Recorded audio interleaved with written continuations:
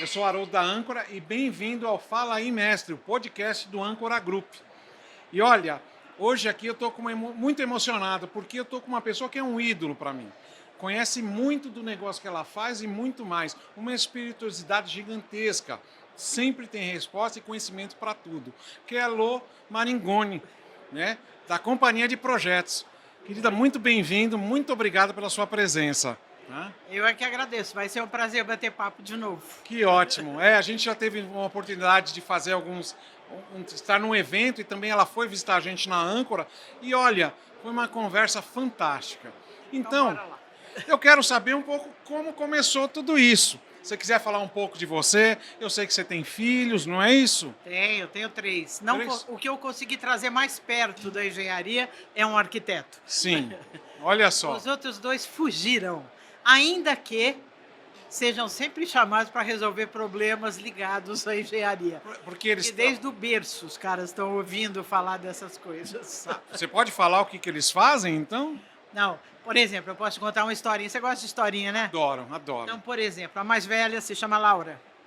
E a Laura, quando tinha 2 aninhos, eu trabalhava em casa, fazia desenho de estruturas, na época muito concreto.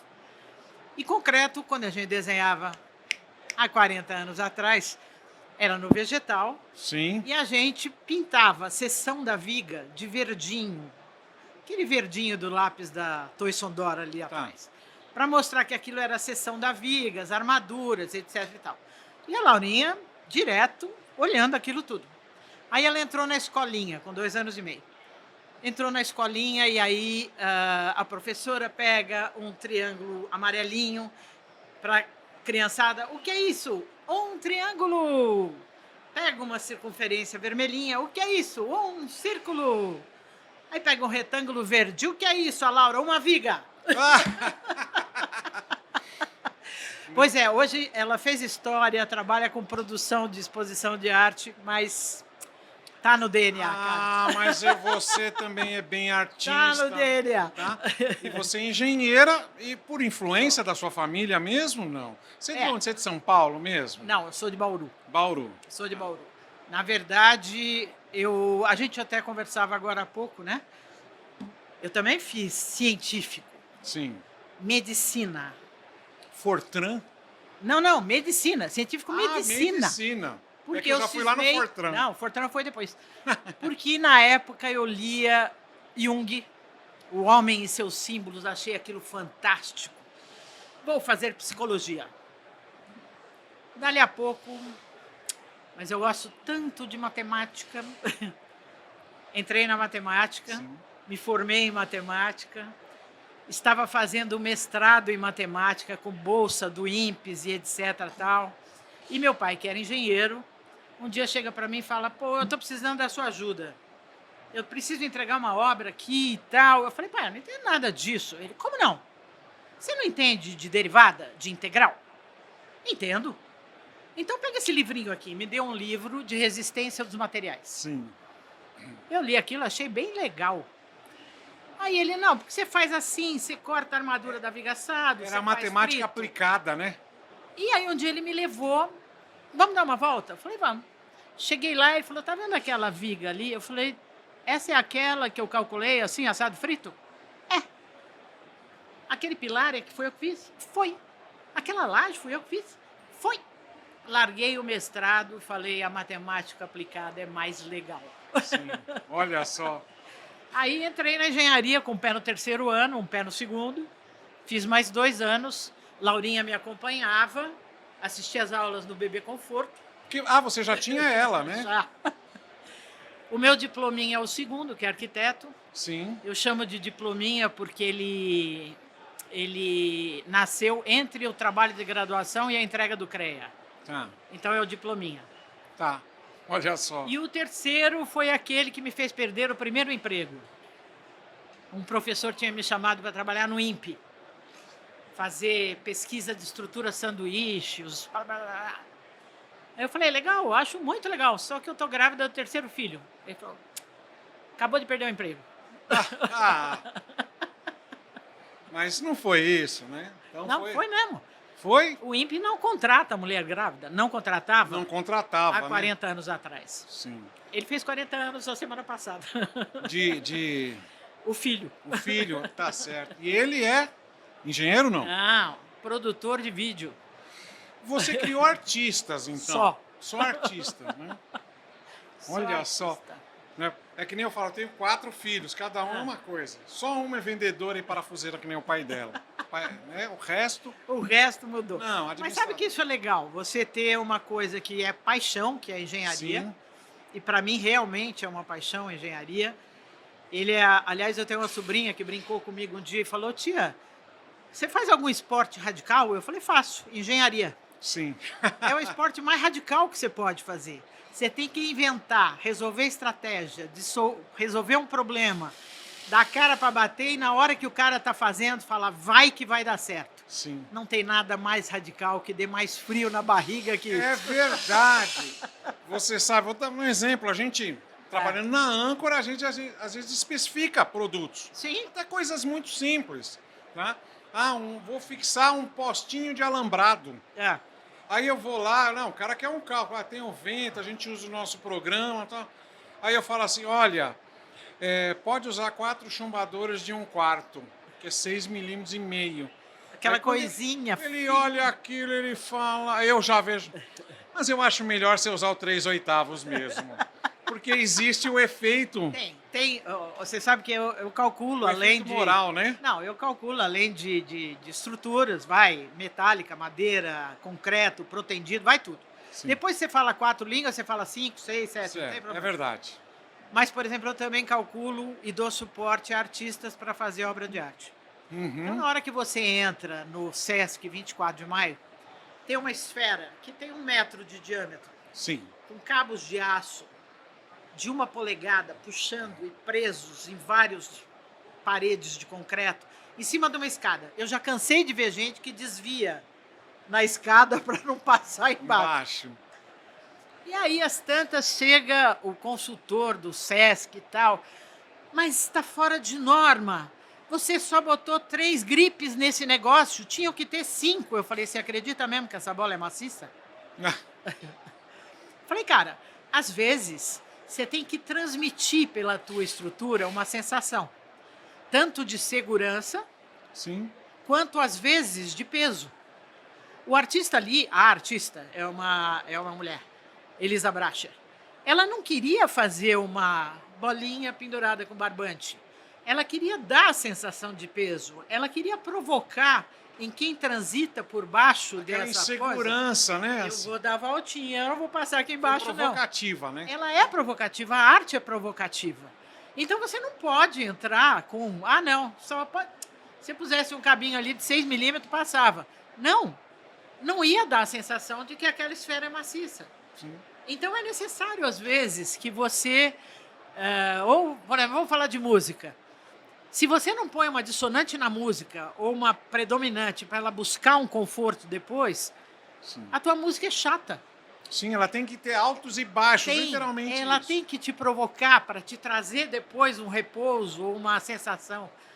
E um quadro é a mesma coisa, e uma obra de arte é a mesma coisa, e a engenharia é a mesma coisa. Eu não sei se você lembra na abertura do Conafix, quando eu falei que se as pessoas tivessem que se preocupar em passar sobre as coisas ou embaixo das coisas, a vida seria muito difícil. É verdade, você tem toda a razão. Nesse a segurança de não me preocupe, passo. Isso, agora nesse caso é uma obra que mostra uma fragilidade, não é isso? Ela provoca exatamente essa sensação.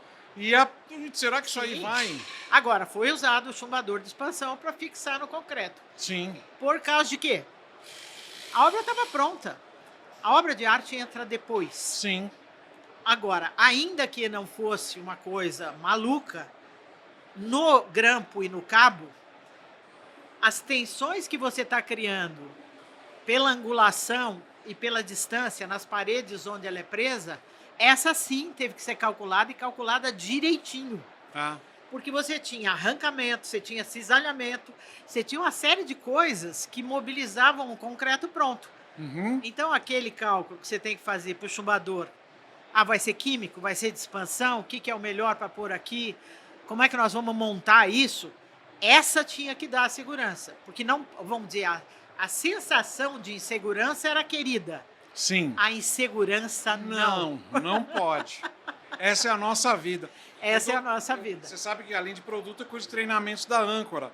E eu sempre falo para os nossos alunos, vendedores, ou a todos os profissionais da empresa, gente, sempre lembra que nas nossas fixações vai ter gente embaixo, em cima e até dentro. Sim. Então é muita responsabilidade. É responsabilidade. Né? Você sabe que o primeiro, vou contando historinhas assim, né? Eu trabalhei a história de que eu fui perdeu o primeiro emprego. Isso foi em 82. Aí eu comecei a procurar emprego e tal, não sei o quê. Bom, não achava em lugar nenhum. 82 foi uma crise absurda da engenharia.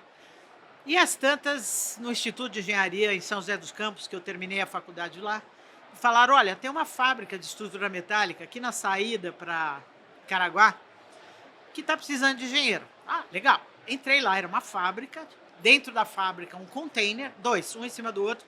O de baixo era o comercial, o de cima era a engenharia. Entrei nesse ambiente, uma barulheira lá fora, que era a fábrica de metálica lá fora. A Laura ficou no carro, não, né? Não, Laura estava em casa, bonitinha com a vovó. Tá. Aí, cheguei lá, tava um cara que tinha trabalhado na CSN. Cara que foi um grande cara, um super amigo, Jorge Domingos Vieira. Entrei, o Jorge... Ai, eu não aguento mais fazer entrevista, tem um monte de coisa para fazer. Ó, tem um galpão aqui, senta aí nessa mesa, vê o que você faz com esse treco aí. Falei, tá bom. Peguei, olhei, fiz uns croquis, dei uma rabiscadinha. Ah, tá. Você tem a norma de vento? Tá contratada. Eu falei, como? Vieram 30 pessoas aqui, você é a primeira que me pede uma norma de vento. Você está contratada. Esse negócio de norma de vento eu aprendi o ano passado, hein? É que eu fiz mecânica também, mas... Tudo bem. Eu aprendi o ano passado por causa do steel frame. Sim. Que na hora que você vai construir um steel frame, a primeira pergunta que eles falam, aonde é? Porque Sim. depende do lugar. Do Brasil tem mais ou menos vento, né? Sim. E outras tantas Por variáveis. exemplo, se você for lá para Fortaleza, é onde o vento faz a curva. Justamente. Venta pra caramba. Mas a curva volta, duas curvas e volta, né? Quer dizer, a estrutura mexe assim. Vai nessas coisas todas. E aí mas você sabe que isso foi uma segunda escola muito legal. Porque a gente, numa primeira escola, na escola de engenharia, você sempre vai muito para o lado teórico. Você vai para o cálculo, você vai para as normas, você vai para essas coisas todas, algoritmos, e bora para fazer isso tudo. E trabalhando junto com uma fábrica, foi muito legal na questão de você ver como é que se fabricavam as coisas, como é que se corta, como é que se monta, como é que se transporta.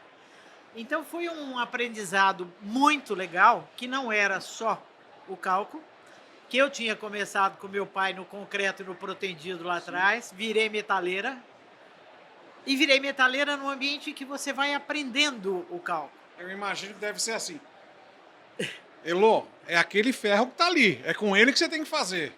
Não, tinha isso, mas também tinha a montagem. Como é que você vai levar isso até o lugar? Sim, uma como é que você começa? Gigantesca, né? Como é que você monta? Como é que você faz isso? Então, esse pensamento do não existe a coisa projetada e a coisa pronta.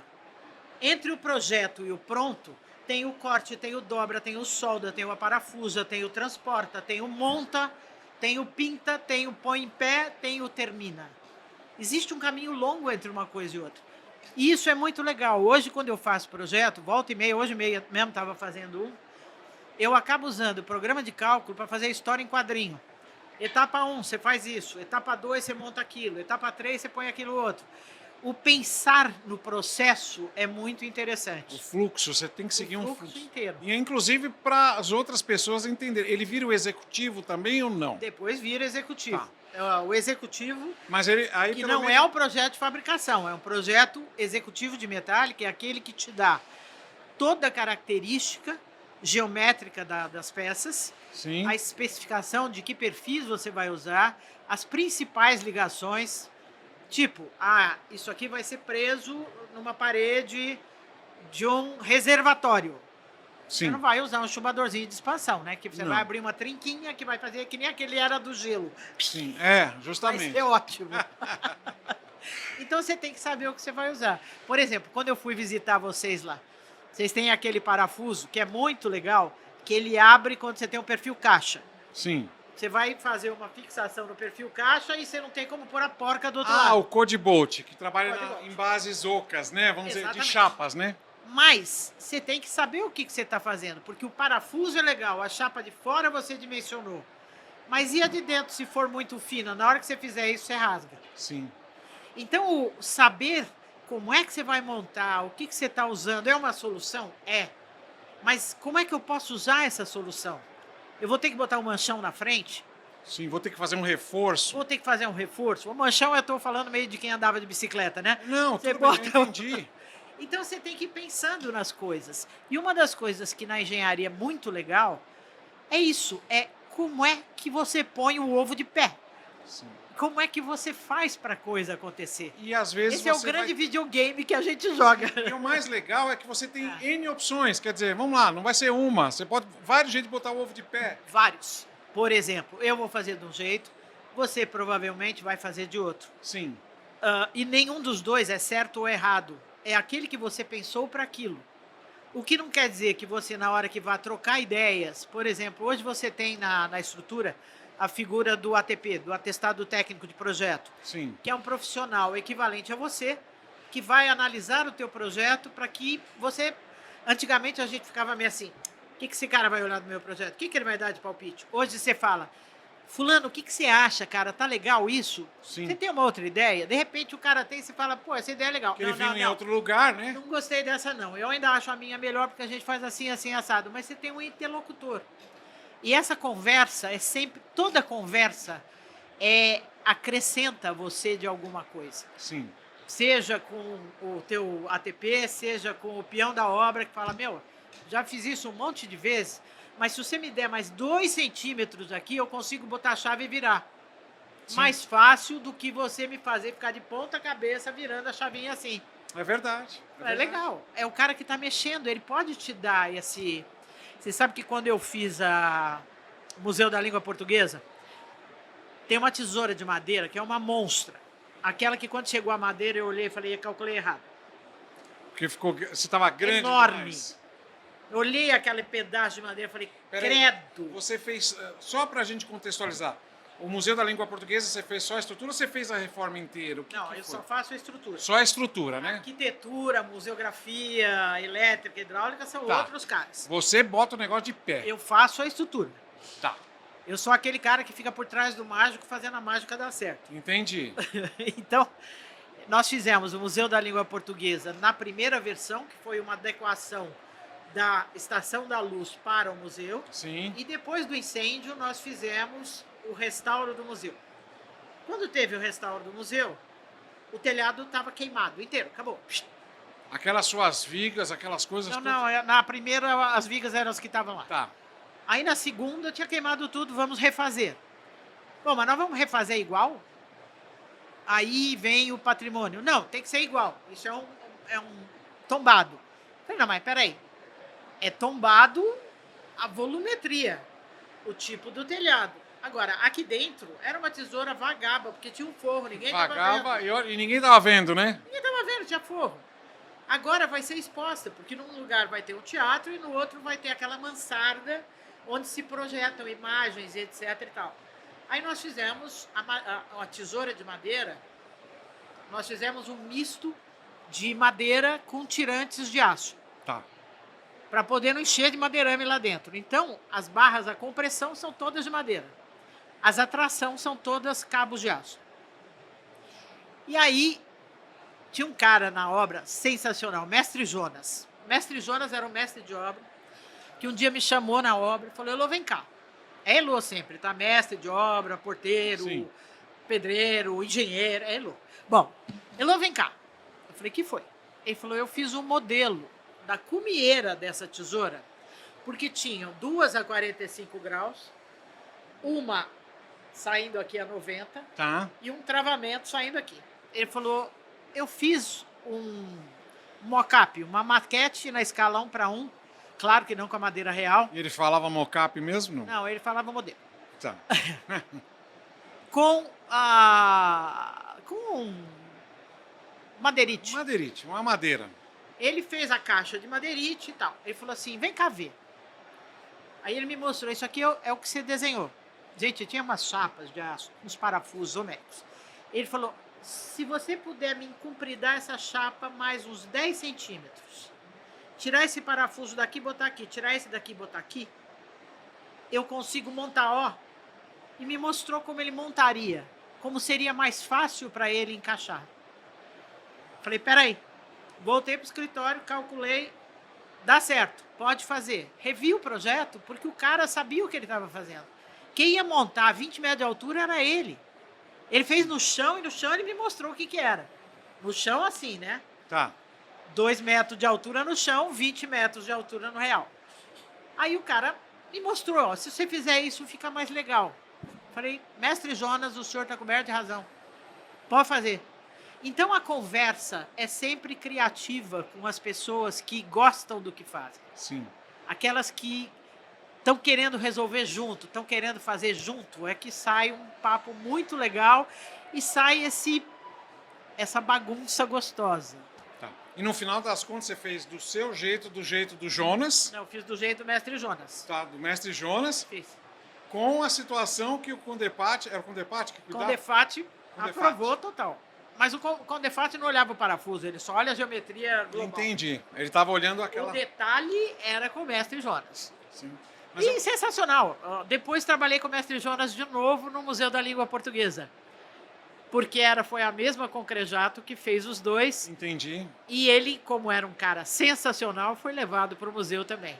E lá fez coisas deliciosas juntas também. De bater papo, de interagir. Muito legal. Olha, eu fico olhando, você fica falando. Ah.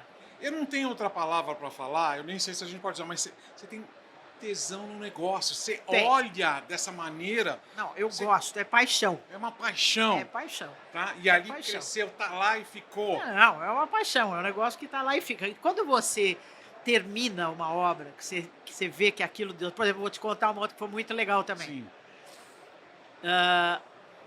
O Hilton do Morumbi, Tá.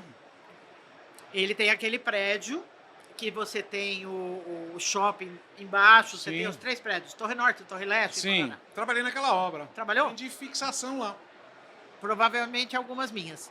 Então, o que aconteceu? Era método ou era racional? gente? Era método. Método, né? É. O que aconteceu ali?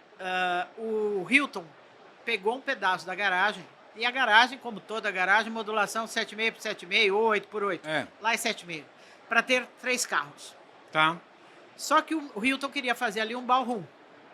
Um pilar no meio, aliás, 2 pilares no meio eram muito ruins. Tá. Eles queriam um salão de 15 por 22,5. Então tinha que tirar esses 2 pilares aqui. Eles não ficavam embaixo do prédio, óbvio, mas ficavam embaixo do shopping. A carguinha dos brinquedinhos não era pequena. Tá. Quem fez o cálculo de concreto disso tudo foi o Mário Franco. E o Mário Franco, que aliás estava hospitalizado na época, me chamou, fui para o Einstein. Ele falou, Elô, em concreto, a altura dessa viga para transicionar este pilar fica maior do que o que é possível para o Hilton. A estrutura. Não vai dar. Eu vou reforçar os pilares, mas nós vamos ter que trabalhar com viga metálica ali, porque eu preciso reduzir a altura.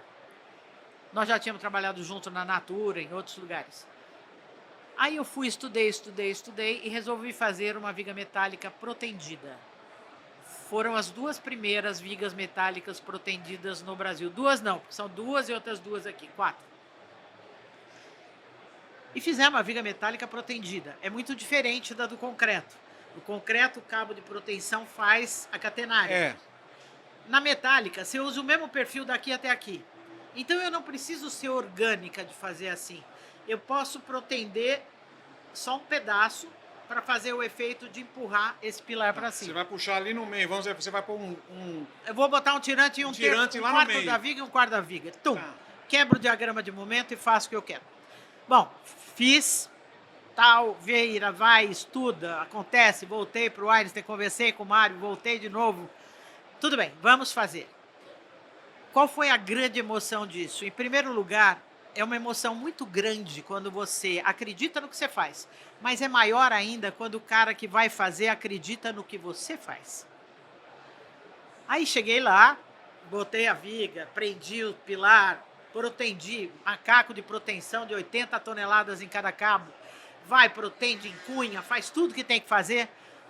Botamos no pilar um sensor do lado de cima e do lado de baixo. Na hora que o sensor começou a acusar tração no pilar e não mais compressão, ou seja, você bota o macaco Sim. levantando ali, acusava tração no pilar. Aí viemos com aquele disco diamantado de 1 metro de diâmetro e o cara para cortar o pilar de baixo. Tá, porque aí ele não precisava mais do apoio, né? Quer Não. dizer, acabou. Só que o cara começou a cortar assim, pá, mordeu a serra. Eu falei, cara, Então tá tensionado, tá com pressão nele ainda. tudo bem, mas quando você mexe nele, a coisa varia. O cabo tem uma relaxação, a relaxação volta a morder. Eu falei, cara, você já viu alguém cortar árvore assim? Não, ele corta. É Você que nem no corta pica-pau, né? Num desenho animado. Você corta assim, porque na hora que você corta assim, ele desliza, não morde. Sim. Ah, é? O cara cortou. Aí ele cortou uma cunha. Paft! Aí eu passei a mão no meio da pilar de baixo, pilar de cima. Os caras olhavam pra mim e falavam, pô, não é que deu certo? E eu falei, deu certo. Aí fui lá e abri. Será que alguém pensou, aquela louca tá pondo a mão ali no meio? Eles pensaram, mas acharam legal. Aí eu fui no carro e peguei uma garrafa de Veuve Clicquot, que eu levei. Tá. Eu tenho que comemorar. Não, nós vamos tomar isso aqui. Que é isso? Falei, champanhe. Mas só tem copo de plástico. Tudo bem. Aí o cara bebeu. Ah, eu tomei uma vez uma dessa, mas era mais gostosa. Era aquela cidra cerezer. Falei, tá bom, cara, tudo bem. Não, porque existe um produto para cada público, não é verdade? Tudo bem. Aí, tipo, como nós tínhamos que fazer essa transição quando não tivesse ninguém no shopping, mas tinha que ser antes da meia-noite, porque o último metrô, o último trem para os caras irem embora era meia-noite. Então teve que ser, tipo, das 10 horas da noite, quando fechava o shopping, até a meia-noite. E depois da champanhe, naquela época não tinha batido ainda Você não tinha bafômetro, né? Levei os caras até o trem, para eles poderem pegar o trem e ir embora. Foi uma das emoções mais fantásticas. A outra foi da Estação da Luz, quando você punha sensores tanto nas paredes, porque a parede podia abrir. Então a parede não podia abrir. E a treliça descer. Então você tinha sensor vertical, sensor horizontal. E você tomando conta, vai apertando, solta, vai tirando apoio, vai. Isso, cara, isso é esporte radical. Sim. É muito radical. Não, muita tensão, quer dizer... E na hora que você consegue terminar o negócio, você chega e fala, uau, era tudo que eu queria que acontecesse. E acontece. Então é um prazer na hora que você vê acontecer essas coisas. Eu acho essas sensações realmente de trabalho feito e bem feito é muito bom. Aquela que você senta ali e fica só olhando. Você olha e fala assim, yes! Eu fiz, olha isso. Não, e que você vê que no fundo, vamos dizer, a física, a matemática, é um pensamento racional baseado em grandes teorias. Eu brinco que eu não ligo muito para o Einstein, eu ligo mais para Newton. Sim. 99% dos nossos problemas são newtonianos. Mas você conhecer tudo isso e aplicar alavanca, como é que isso funciona, onde é que eu estou levando essa carga, como é que isso acontece. Primeiro é rabisco, é croquis, é pensamento. Sim. Depois você bota num programa e fala, deu o que eu queria. Porque normalmente a gente até indica no nosso programa que o nosso programa é um programa de referência. Que normalmente você vai fazer, no caso de fixação, de chumbadores. Sim. Você faz, aí você fala, deixa eu ver se está certo. Se tem alguma discrepância. Normalmente é assim. Não, mas você tem que fazer a conta de padaria que eu chamo. Sim. Porque, vamos lá, é óbvio que se eu vou calcular 2 ligações, 3 ligações, eu faço aqui na mão, acabou. Agora, eu vou calcular um monte delas. cada uma com uma característica diferente. E outra, não, eu quero ver a penetração, um chumbador próximo ao outro, quanto isso perde, não cabe tantos aqui, cabem só outros. Como é que eu trabalho isso? Eu sei o que vai dar, mas esse arranjo fino, o programa é interessante, porque Sim. ele te dá. Ele vai te dar as interações, né? Te dá as interações. Que é o mais importante. Assim como no caso, por exemplo, você antes não calculava dinâmica de estrutura. Ninguém era louco de calcular a dinâmica de estrutura na mão. Você majorava a carga. Sim. Hoje, você pode pegar um programa e calcular e saber qual é a frequência dessa estrutura. Isso vai vibrar, não vai vibrar? A mesma coisa com o chumbador. Então, eu posso trabalhar a geometria dessa fixação e, tipo, não, mas e se em vez de usar esse chumbador, eu usar aquele outro? Sim. Ah, não, a minha peça é muito magrinha, eu vou ter que fazer esse treco ser alto. Aí a chapa vai ficar grossa. Vai dar efeito alavanca, aquele famoso tampinha de cerveja. Sim. Vai dar força prime aqui. Não, não vai dar.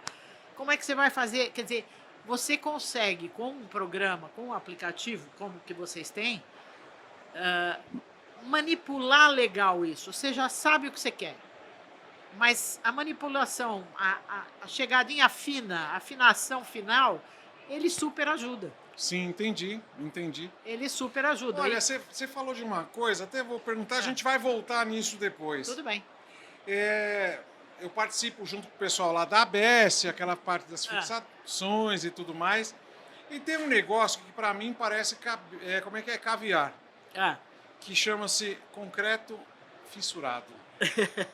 E você deve saber muito disso. Sim. Tá? E aí a gente fala, né? E aí aquele debate do pessoal, e você sabe que de lá eu participo lá tudo, e eu sou o mais leigo de todos. Só tem cara bom lá, né? Lá tem umas feras. Eu fico só corrigindo o português, né? No final das contas. Não, mas você sabe que quando a gente corrige português, você aprende um monte, né? Nossa, você não imagina. Eu tenho agora, recentemente, até em janeiro, saiu uma das normas de inspeção de equipamentos de trabalho em altura. Uma NBR, que está lá o meu nome. Olha que chique. Não é verdade? Porque eu entendo um pouquinho de chumbador e um pouquinho de português. E aí foi. E aí você tem a história realmente do concreto fissurado. Que às vezes, quando você trabalha muito, você trabalha com recuperações. Sim. Tá? E aí, como você acha, você entende, você imagina, vai fazer um teste. E aí, como você vai proceder a partir daquele momento? Você majora, você tem tabelas, você... Olha, fui muito longe, né? Foi longe. De uma aula, tudo né? Bem. Mas pode ser vamos lá. curta. Não, tudo bem. Mas vamos pensar o seguinte. O concreto é um material que, por si, fissura. Sim. Ele pode fissurar por retração, ele pode fissurar por esforço. E a gente, quando calcula uma peça de concreto armado, você calcula a peça fissurada no trecho da armadura. Sim.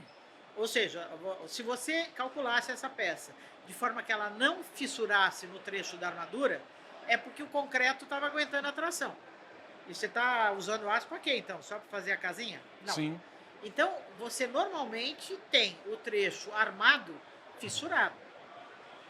Ele está sob fissuração. Não quer dizer que ele está rachado, ele está com microfissuras. Tá. Que são controladas, etc. E tal. Então, o cálculo de um chumbador, que você fala, não, ele está numa área não fissurada, então ele está na área extremamente comprimida.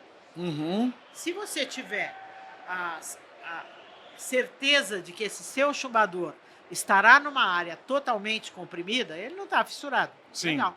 Então, aliás, você está na coisa comprimida, você está com aquele chumbadorzinho hiper apertado. Arrochado, né? Ótimo.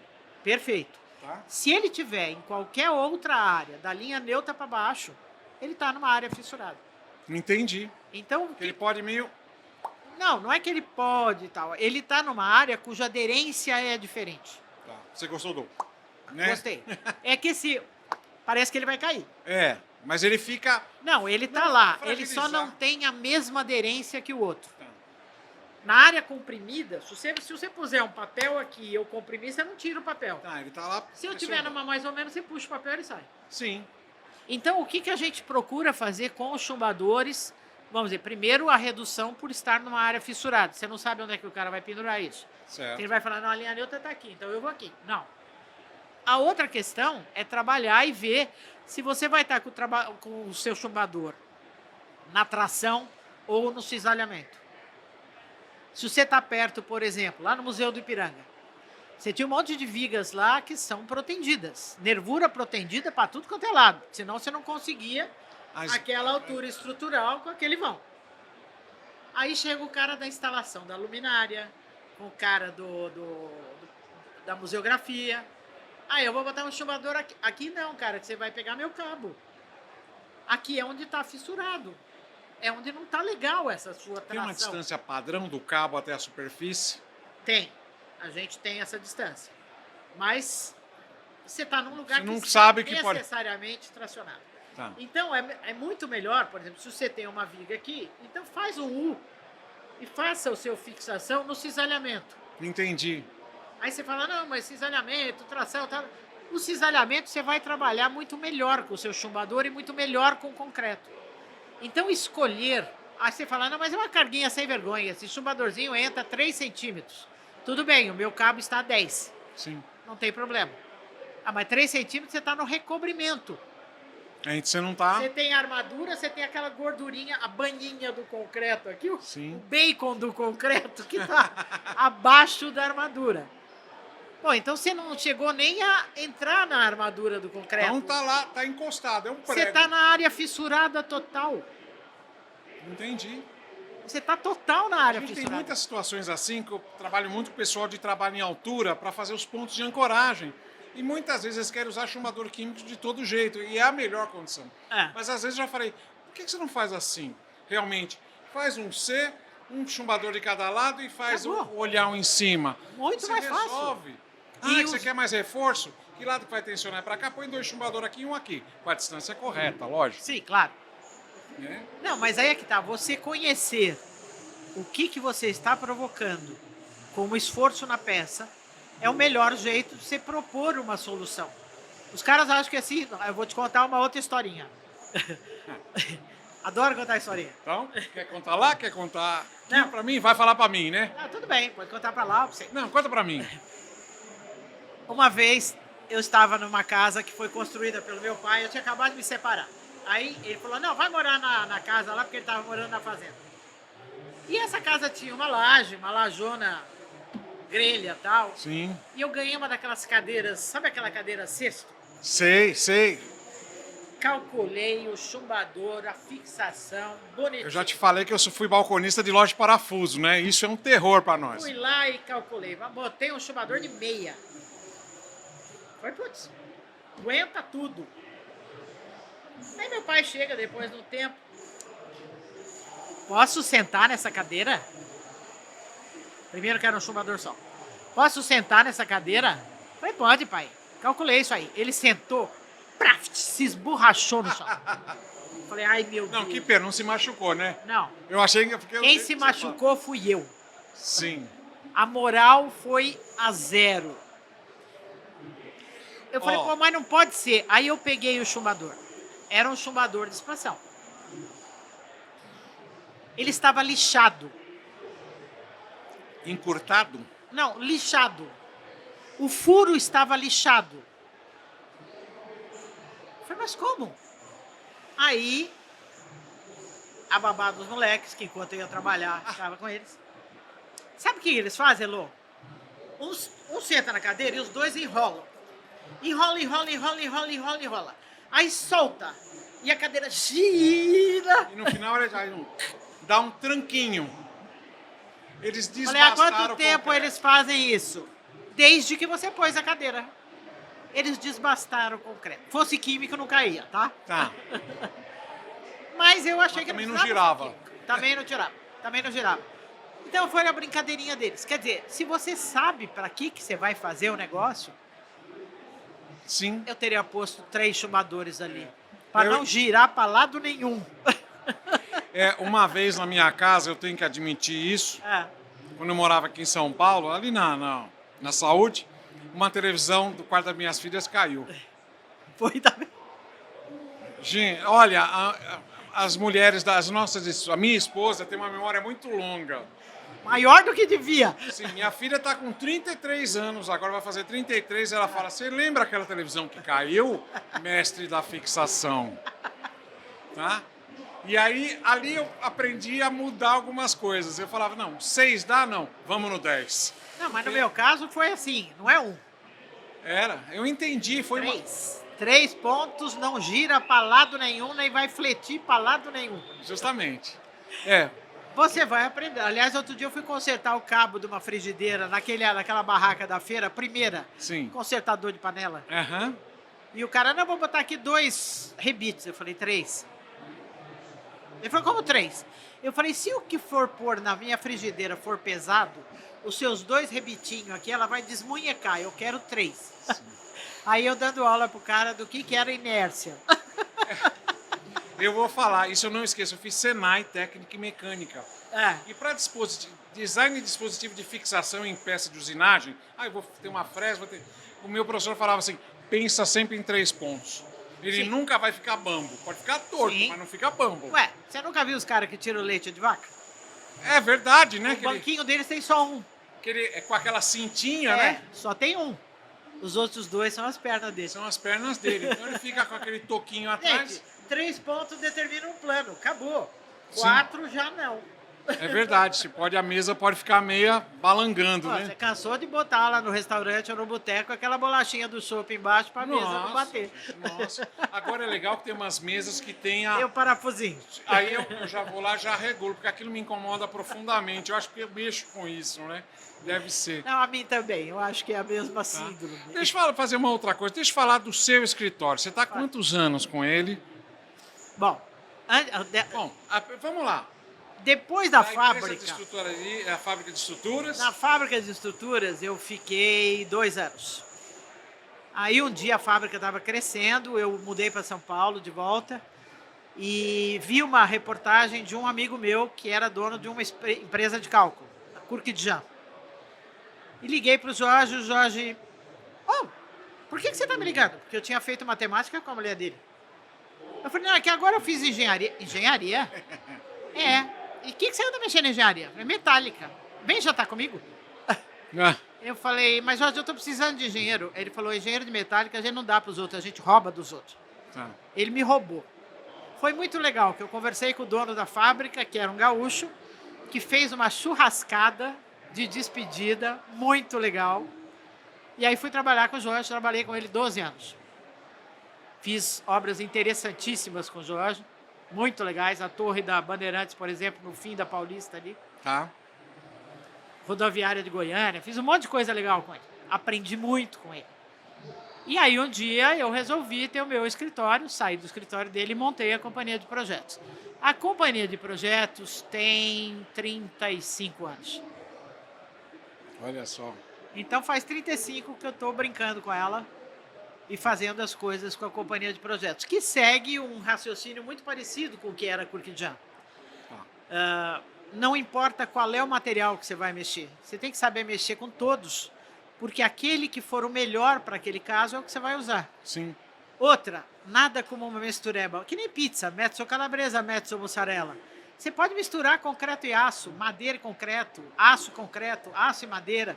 Essa mistura de coisas é que nem jazz, fica maravilhoso. A gente está vendo muito isso, inclusive com os novos processos construtivos. Sim. Mas vamos falar de steel frame mesmo. Também. E o pessoal é o concreto junto com aquela estrutura extremamente leve que faz 10 andares às vezes, né? O negócio é muito assim. Você faz. E aí ele vai mexendo com madeira. Recentemente tem o prédio mais alto de wood frame do Brasil, que é lá em Santa Catarina, 6 andares. Sei. Os caras fizeram, só que lá na caixa d'água eles resolveram colocar uma estrutura metálica para segurar a caixa d'água. Não, e mesmo no caso da madeira, vamos lá. Você vai usar madeira laminada colada. Você vai usar ela como parede, você vai usar como pilar, você vai usar como viga. Mas normalmente, assim como o aço, é sempre necessário que você tenha algum elemento, um núcleo qualquer, normalmente o de escada e elevador, que te dê estabilidade. Aí, você vai beber com seus amigos? Todos precisam não beber ou só o que vai dirigir? É só o que vai dirigir, né? Muito bem. Então, se eu tiver um núcleo rígido, o resto não precisa ser rígido. Tá. Ele pode se apoiar nisso e criar estabilidades. Então, você pode fazer um prédio de madeira com o núcleo de escada e elevador em concreto. Essa madeira se estabiliza naquele concreto. Sim. Ou de aço. tanto faz. Você misturar essas coisas é legal. Mesmo a madeira, como é que são as ligações da madeira? São elementos de aço. Sim, são parafusadas, né? Ou encaixadas, ou o que seja. Você vai usar elementos de aço, tudo bem. Você Sim. pode usar cavilha e etc, mas para uma pequenininha, né? Não para um prédio dessa altura. Sim. Para esse você vai usar elementos. Então, por exemplo, você vai fixar essa madeira naquele núcleo de concreto. Antigamente você fazia o quê? Insertos. Saía uma planta de locação de insertos com aquelas garras dentro do concreto, etc e tal. Legal. Aí você vinha com outro elemento e fixava ou por solda ou por parafuso nesses elementos. Hoje, o pessoal prefere não ter o inserto. Dá um trabalho do cão botar o inserto na Sim. forma. É melhor tu estar com depois do concreto pronto. Depois do concreto pronto, você entra com a fixação química. Mas você tem hoje possibilidades na fixação química que há 30 anos atrás você não tinha. É verdade. Isso evoluiu muito. Você passou a ter a possibilidade de fixações hoje, que quando a gente usava lá atrás o chumbadorzinho de expansão da cadeira do papai, você não tinha. Então você usava realmente o inserto. Por exemplo, no Sempre do Rio de Janeiro, tem uma treliça que é engastada numa caixa de escada. Ela segura simplesmente um prédio inteiro, uma aqui e outra ali. E segura um vão tamanho do bonde. Não havia chumbador nem inserto que segurasse essa treliça. Eu concretei dentro da parede de concreto, eu botei um perfil. Esse perfil tem Um helicoidal. helicoidal de ancoragem, ele tem stud bolts no meio para ancorar em 3 metros o que eu precisava para o lado de fora. Porque eu não podia transmitir esse esforço para o concreto em 1 metro, Não, metro você e meio. tinha que ir lá dentro. Eu arrebentava o concreto se eu fizesse isso.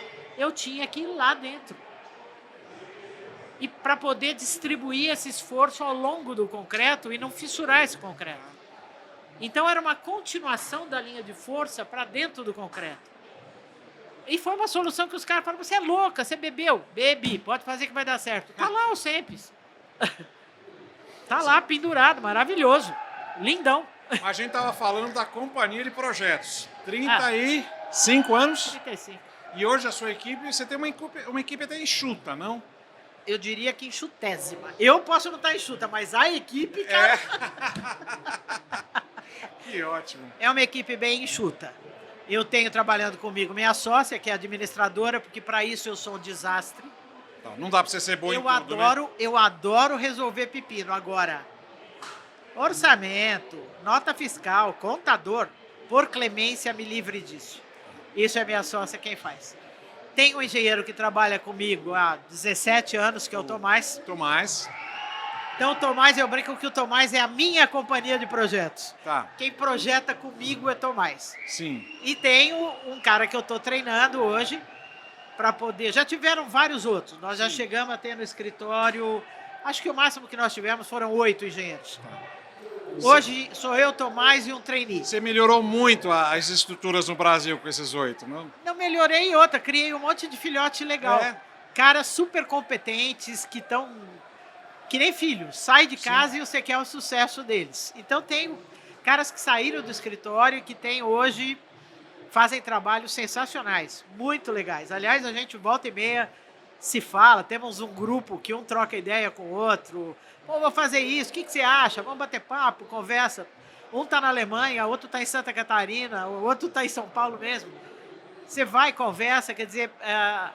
O lance de sair e continuar sendo amigos é muito gostoso. É bem gostoso. É parecido, eu acho que esses profissionais que você acaba treinando é parecido com a obra que você fez.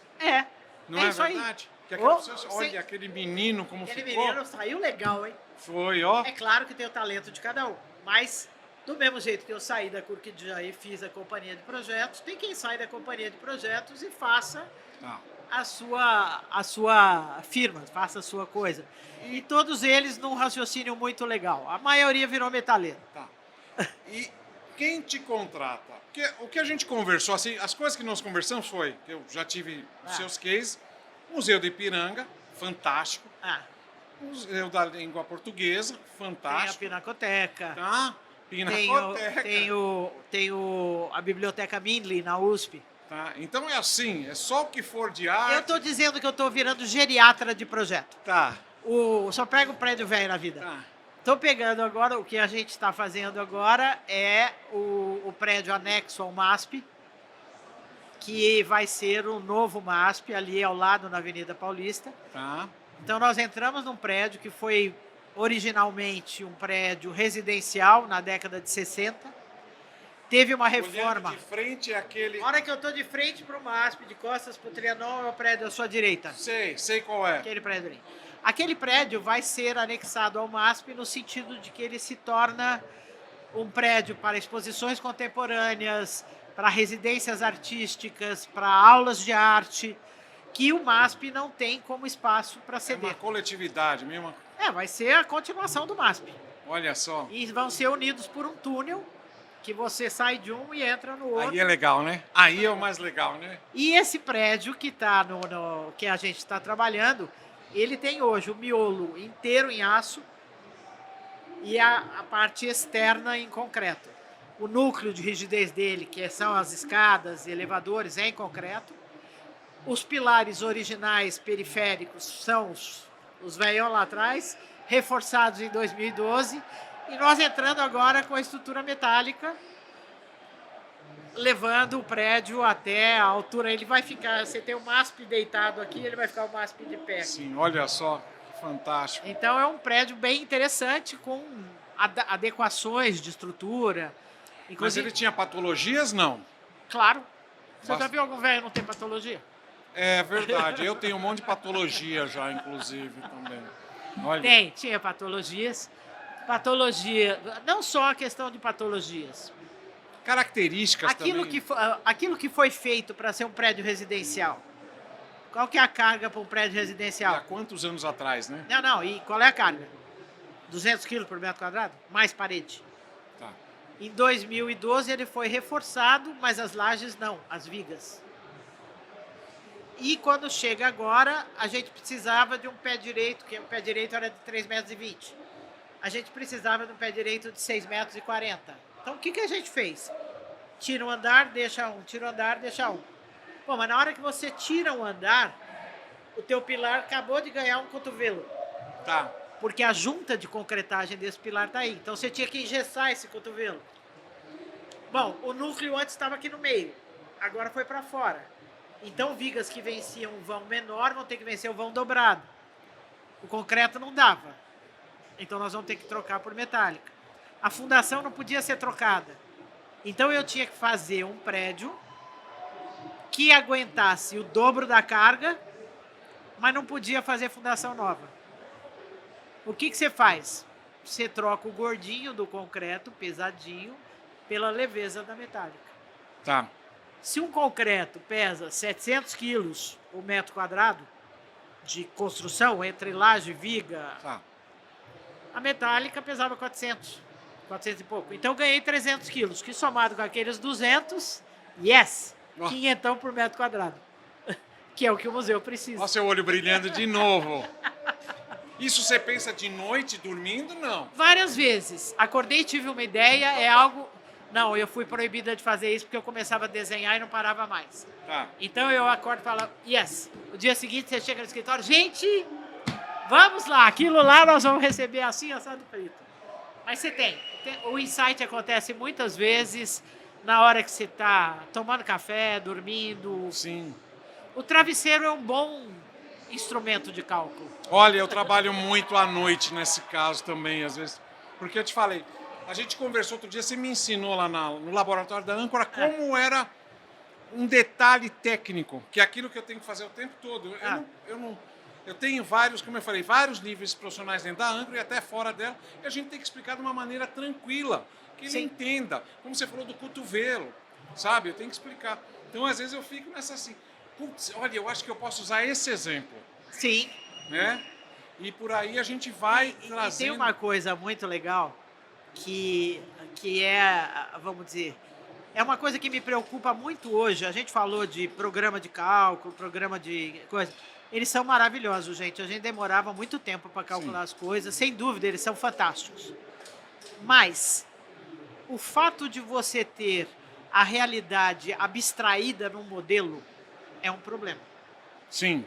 A analogia, que é o raciocínio, vamos lá, aquela coisa velha, analógica, que você rabisca, que você chega e fala... Por exemplo, teve uma... Vou te dar um exemplo de analogia. No Museu do Ipiranga. O Museu do Ipiranga tem uma escada de madeira que está funcionando como escada de fuga. Mas ela era uma escada de madeira, em aduelas de madeira, linda, feita lá atrás. E como é que ela vai aguentar a carga de uma rota de fuga? Primeiro eu tinha pensado em criar uma chapa de aço de reforço. Putz, ia ficar uma nota, caro para de aço. Aí tô eu lá, olho para trás, meu violão. Que nas horas vagas também toco violão. Ah. Aí olho para trás e falei, se eu fizer um grid lá em cima, como a ponte do violão, fizer outro lá embaixo, puxar os cabos e morder a hélice nesses cabos, eu estou criando uma sustentação para elas que ela não desaba no meio. Você reestruturou o negócio. Ela tá tensionada. Tá pendurada, mas não, ela tá tensionada. Ou seja, se ela tivesse pendurada, ela balançava. Sim. Mas ela estando tensionada... Aí você foi lá em cima e afinou o violão. Não, afinei o violão lá em cima e embaixo. E a cada vez que a escada, a hélice interna, passa ao lado disso, ela tem um negócio que morde, que nem você morde cabo de aço. Você põe a luva mordendo. Você morde aqui, passa o tanto, morde ali, passa o tanto, morde aqui. Ela está hoje fixada a um cabo, a 6 cabos tensionados. Então você tem lá Mila Ré Sol Si Mi, você tem todos. Querida. Isso é analogia. Nossa. Ou seja, teve um outro. Tem no Oswaldo Cruz, Hospital Oswaldo Cruz. O hospital de internação, ele tem uma árvore embaixo, enorme, uma figueira que é tombada. Esse prédio sobe até o 6º andar. No 6º andar ele tem uma treliça metálica. Sob essa treliça segue o prédio até o 10º andar. Essa treliça foi eu que fiz, o concreto não. A treliça foi eu que fiz. Tá. Como é que eu vou montar uma treliça que tem 4 metros de altura, o banzo inferior é o 6º, o banzo superior o 7º andar. Como é que eu vou montar um treco desse? Como é que eu vou subir com uma árvore embaixo? A primeira coisa é, bom, se eu vou fazer uma treliça, aí eu contei o número de parafusos que dava para fixar o banzo com o montante. Tá. 24. Falei, gente, isso não é articulado. 24 parafusos não é articulado. Aí então tá bom. Então eu não vou fazer assim, eu vou botar um pino tarugo de 8 polegadas. Você botou um eixo, um pivotante. Eixo. Exatamente. Bom, mas como é que eu vou passar isso pelo perfil? Aí você olha uma bicicleta. Como é que é a corrente da bicicleta? Você não tem aquele elinho assim? Sim. Fiz um monte. Chapa, chapa, chapa. A diagonal tem 3. Tá. O montante tem 4. De forma que acontece isso. A hora que eu passo 3 no meio de 4, tem a bolinha junto, passo o pino de fora a fora. Ótimo, primeiro problema resolvido. E como é que eu vou levar isso lá para cima? Quebra-cabeça, quebra-cabeça. Helicóptero. Ah, é? Você não sabe o que pesava essa desgraça. Aí, olha de novo. A janela do escritório, não atual. A atual é basculante. É basculante. A antiga era guilhotina. Tá. Se eu montar 1, 2, 3, dá o seu copo aqui. Eu monto essa treliça. Olha a aula agora aqui. Olha isso que eu tava falando. Ó. Eu monto a treliça aqui no meio. Ponho um macaco em cada uma desses negócios, pegando essa treliça e vou puxando os macacos. A treliça vai subindo. Quando ela chegar lá em cima, eu pego aquela diagonal e piso no apoio. Foi assim que ela subiu. Então o lance de você observar as coisas, às vezes de uma coisa simples, Sim. vem aquela sacada pro complicado. É vivencial. O Santos Dumont dizia que um problema complexo exige uma solução simples. É verdade. E o Olha cara só. tinha razão. Olha, eu ia pedir para você falar uma frase como mestra, tá?